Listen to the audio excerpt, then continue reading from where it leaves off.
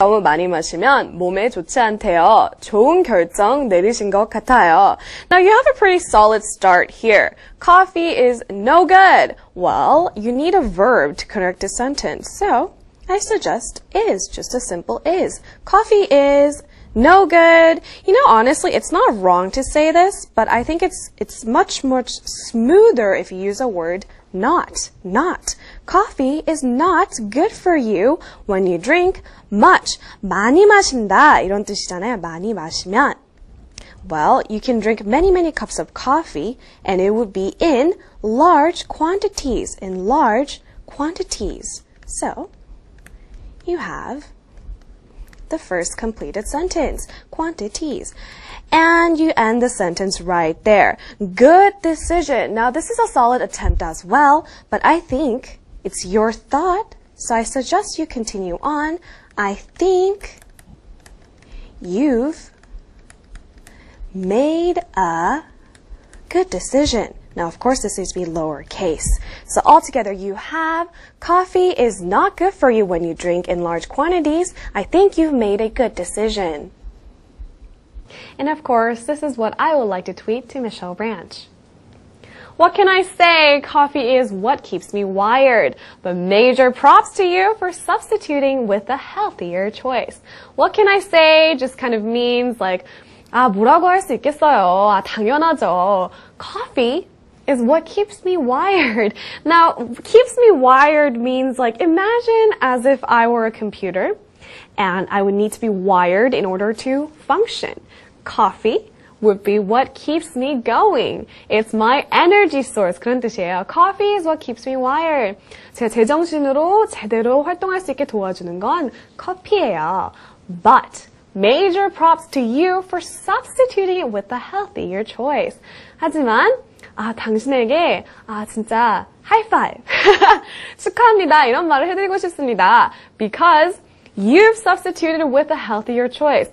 당신은 몸에 더 좋은 herbal tea로 커피를 대신해서 마시기로 했으니까요. So major props to you. Major props means the same thing as a couple weeks ago we learned the word kudos, right? Kudos to you. It means the same thing. Major props to you. Kudos to you. So one more time, I would like to tweet to Michelle Branch. What can I say? Coffee is what keeps me wired, but major props to you for substituting it with a healthier choice. Now, I actually chose Michelle Branch's tweet because I was listening to the song called Goodbye to You. I sang a little bit of it even though I'm a really bad singer, just because I got a little emotional thinking about the last lesson for this semester. Can you believe it? I feel like I just ran a race. Actually, better yet, I was driving a car full throttle and all of a sudden I'm slamming on the brake as we speak right now. I mean, I had so much fun. And that is to say the least, and I appreciate everything that we were able to encounter together in Twitter writing. Without you, without me, without everyone that's behind the scenes, this program wouldn't have been possible this entire semester. So on that note, I would like to leave one word of advice when it comes to writing. Actually, back in the States when I was studying journalism, when I first picked up writing in general to be publicized to the entire school, entire campus to see, I was mortified of the fact that, English is still my second language, or was my second language.